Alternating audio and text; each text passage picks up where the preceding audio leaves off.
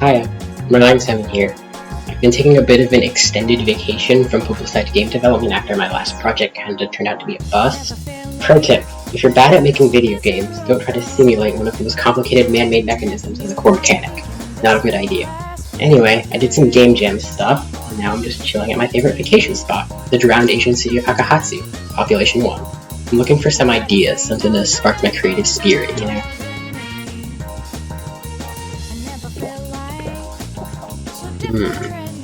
Alcoholism simulator. See, I never would have thought of something like that without getting out, because I only drink soy sauce. It's a great example of why it's important to sort of expand your horizons. What was that? Sir? Sir? Ma'am?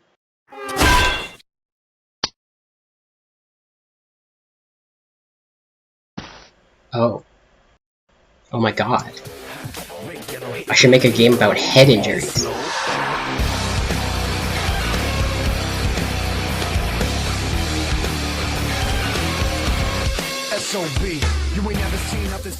A lot of the difficulty for this game specifically came from the beginning of development, but those problems were also a lot of the most fun ones to solve.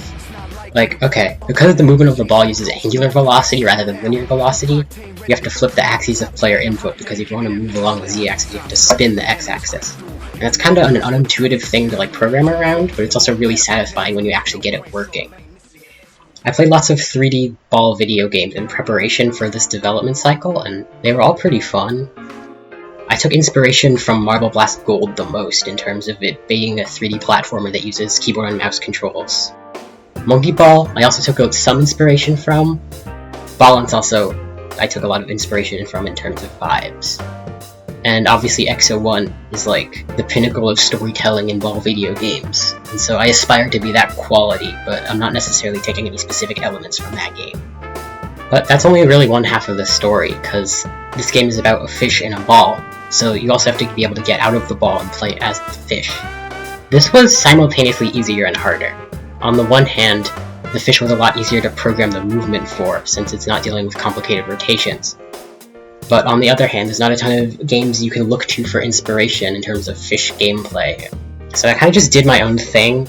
It's very minimal right now. I'm planning to expand more on this section later. The ball aspect of the gameplay was the one I wanted to lock in early, because that's a lot more complicated.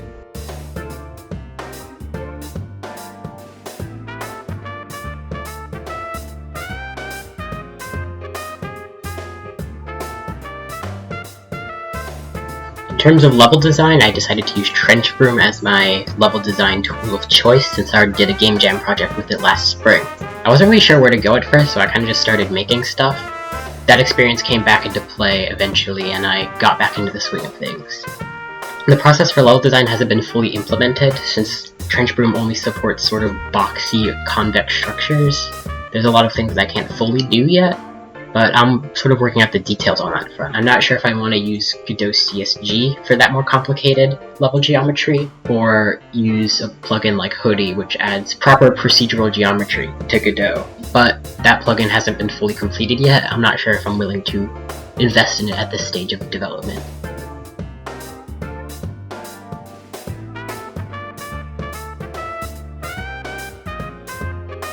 The graphics and sound design are definitely this game's weakest aspects right now. Graphics because they aren't really a priority, and sound because there's no sound, like, at all. It's just silence. It's haunting. Anyway, back on the topic of visuals, the hardest part of all of this was probably figuring out the transparency. The two big elements of this game are glass marbles and water, both of which are transparent, and modern game engines kind of struggle with transparency sometimes. The solution I'm using right now is to simply have the water always render with a lower priority than the marble, so that way the actual player will always be in front of it whenever they're in marble mode, and the moment they're in fish mode and actually in contact with the water, the marble stops being rendered, so we never really get any clipping issues or anything like that. It's just lucky design that I was able to avoid that. The marble shader is a matte cap shader using a normal map to give it that sort of bumpy but still retro look, and the actual matte cap texture I'm using I just found on a random GitHub repository. I don't know who made it. To get maximum vibes, I'm using Godot's Light Map GI to give all the static meshes some nice baked lighting. It adds a lot of nice detail and just like, it makes everything look very soft and nice. I like it. I'm using a second directional light to fake shadows for everything except the marble itself, which uses a decal to fake some transparent shadows.